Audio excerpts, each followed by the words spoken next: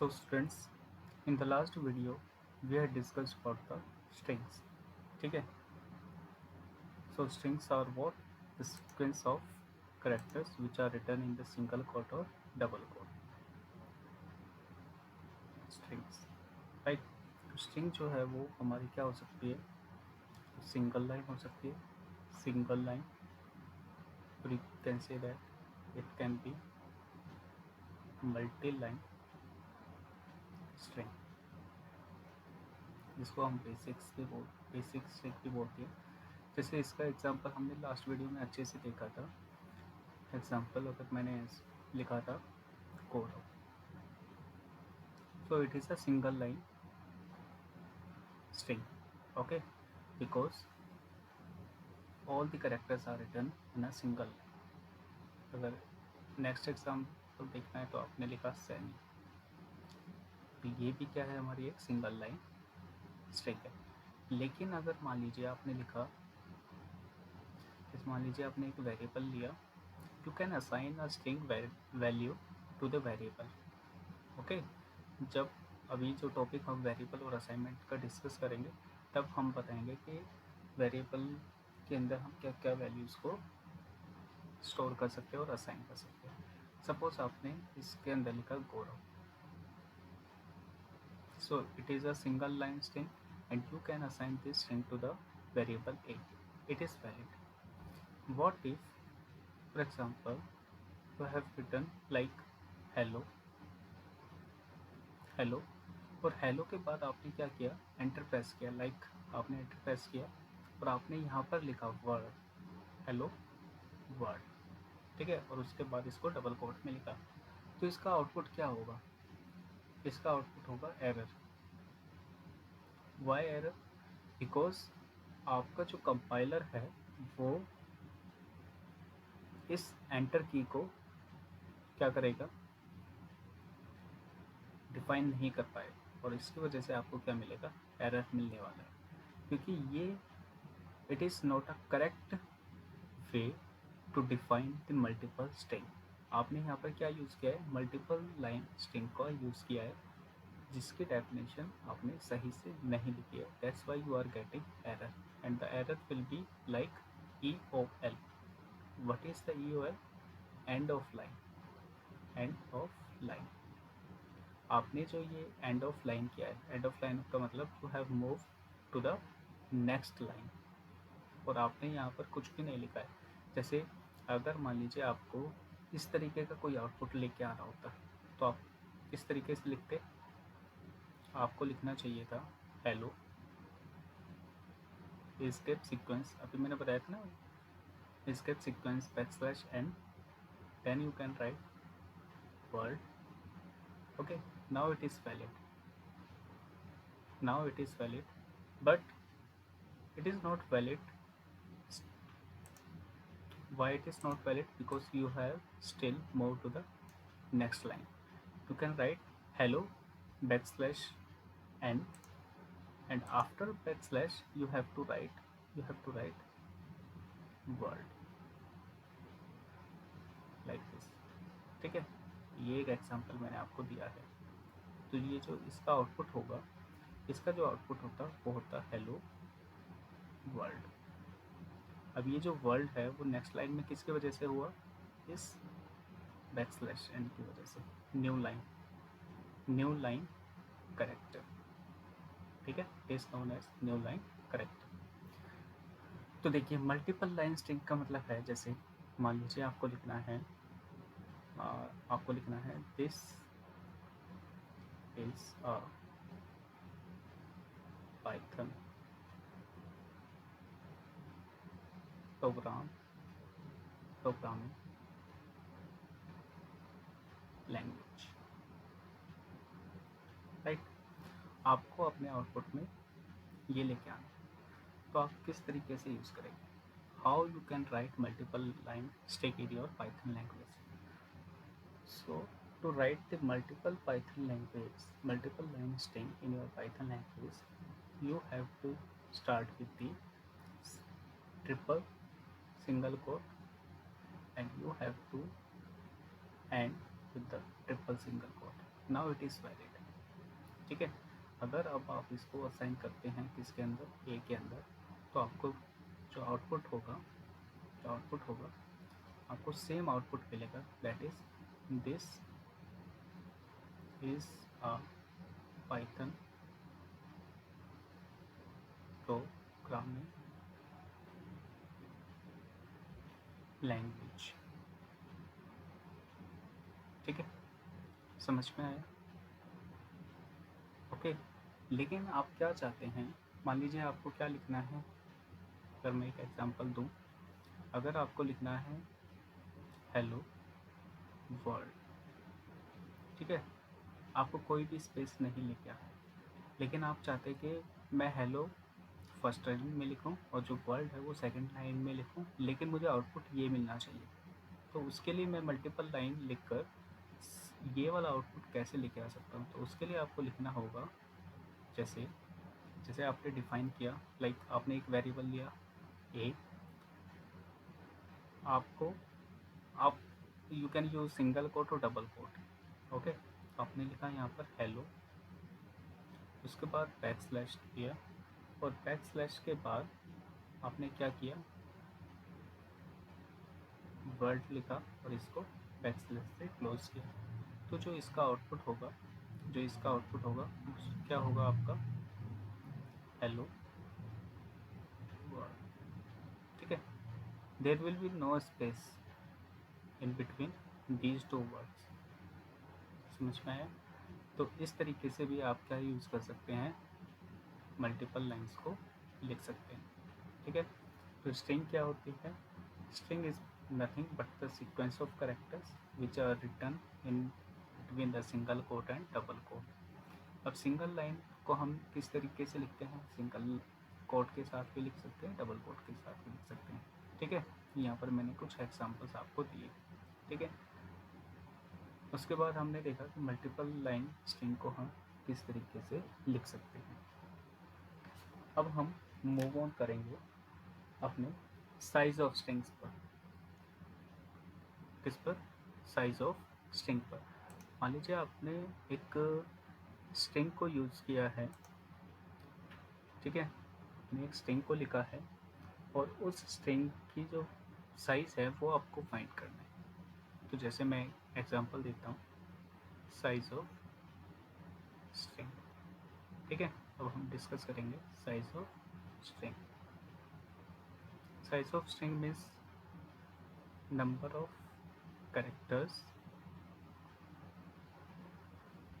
present in string.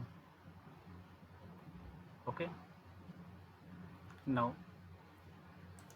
let me give you some examples। जैसे मैंने यहाँ पर लिखा गौरव।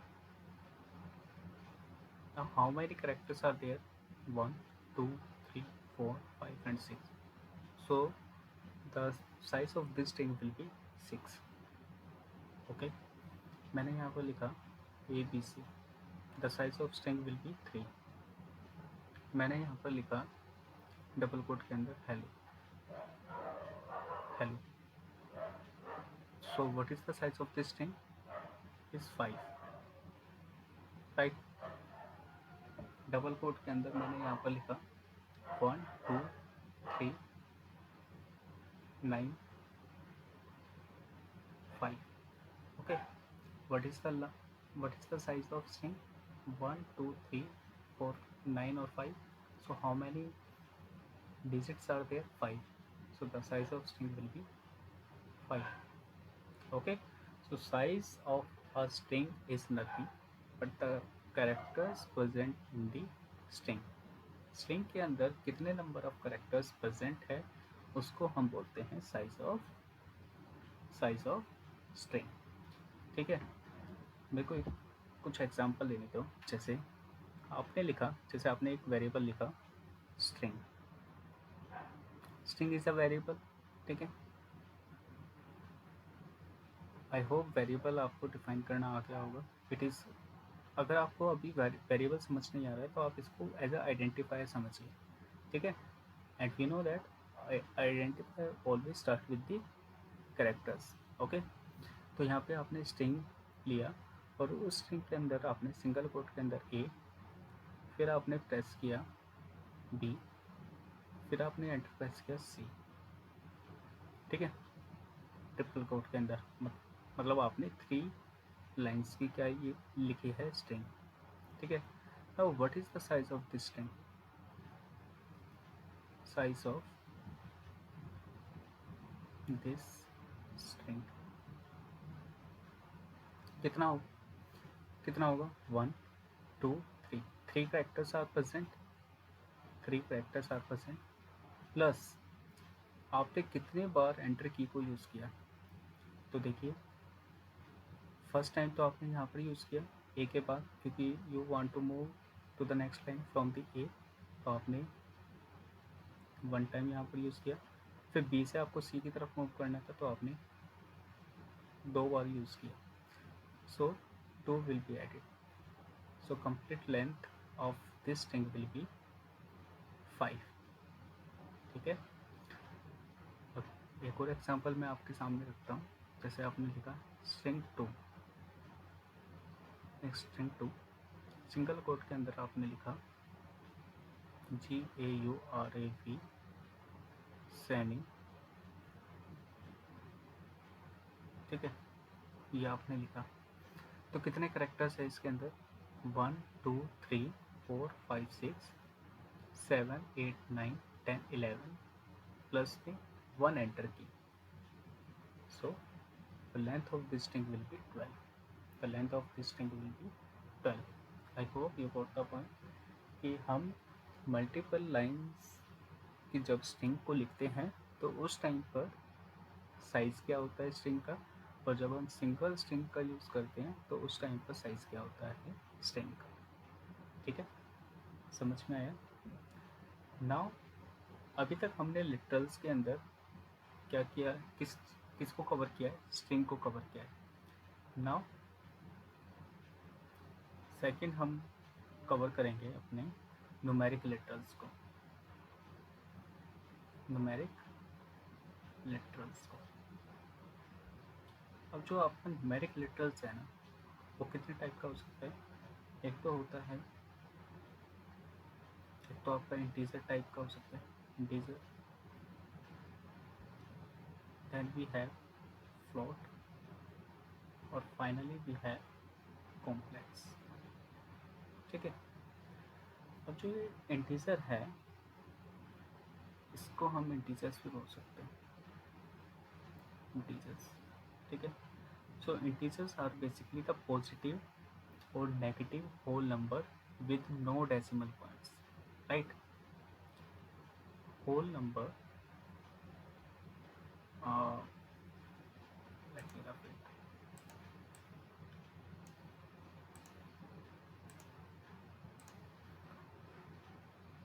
Means positive or negative whole number with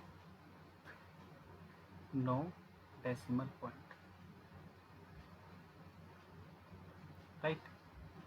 Example, जैसे मैंने यहाँ पे लिखा 15, it is a positive integer value. मैंने यहाँ पे लिखा -15, it is a negative integer value. If I have written here like 1 2 3, it is a valid integer value, right? But these are valids, these are valids। ठीक है, लेकिन मान लीजिए मैंने यहाँ पर लिखा 12.52, it is invalid। why? because there is a decimal point, there is a decimal point। Same अगर मैंने यहाँ पर लिखा 25.20, ठीक है, it is a invalid because it is having decimal point। ठीक है, समझ में आया? तो न्यूमेरिक लेटर्स हमारे कितने टाइप्स के होते हैं? एक तो इंटीजर टाइप का, next we have float, and the last one we have complex. अब इंटीजर्स, इंट को हम इंटीजर्स भी बोलते हैं, और इंटीजर्स क्या होते हैं? पॉजिटिव और negative whole number with no decimal points. वो पॉजिटिव और नेगेटिव नंबर्स जिनका कोई भी डेसिमल पॉइंट नहीं होता उसको हम बोलते हैं integers value. Next we have float. Now what are floats? Float are basically used to represent the real numbers and written with the decimal point. ठीक है, real numbers with decimal points.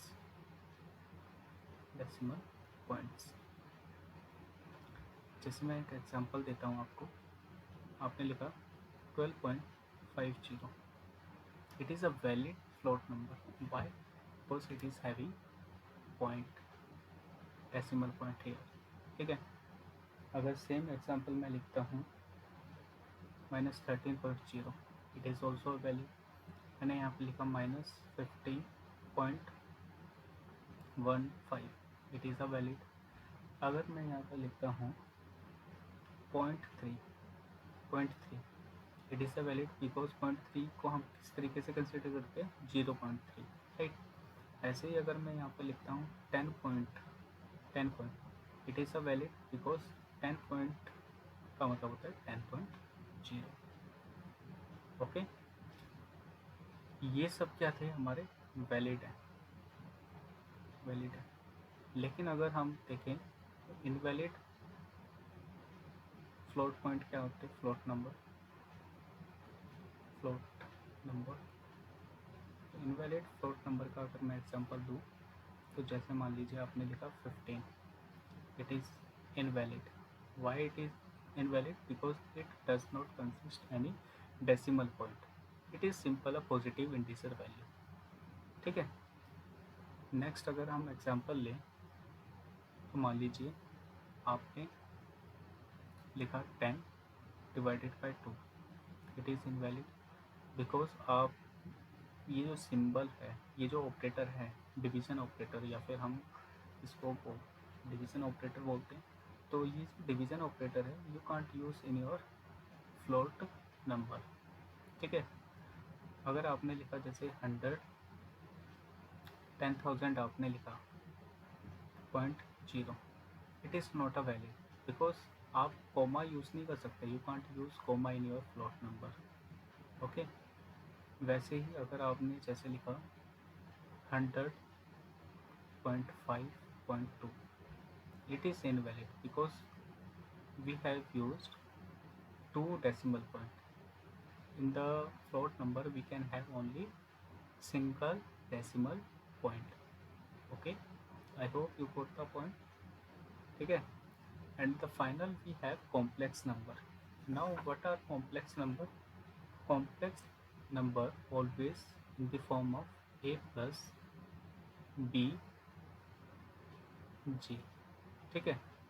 Now ए क्या है हमारा, ए और जो B है वो हमारे क्या है, फ्लोट्स हैं. और जो जे है वो रिप्रेजेंट करता है √-1 को. ये जो बी है, ए और बी जो है ये हमारे फ्लोट्स हैं, फ्लोट वैल्यू है, that is A and B. और जो आपका जे है ये रिप्रेजेंट करता है √-1 को. ठीक है. अगर मैं इसका एक एग्जांपल अगर आपको दूँ तो जैसे मान लीजिए आपने लिखा 5.2 प्लस 3.2 जी. तो इसका मतलब क्या है, 5.2 प्लस 3.2 मल्टीप्लाई विद -1. ठीक है. तो ये हमारे क्या है, कॉम्प्लेक्स नंबर है. अब हम डिस्कस करेंगे कि इंटीजर्स को हम और कितने टाइप्स में डिवाइड कर सकते हैं, फ्लोट को हम किस तरीके से लिख सकते हैं. ठीक है. So our focus will be on integers and floats because these are frequently used numerical letters in our Python programs.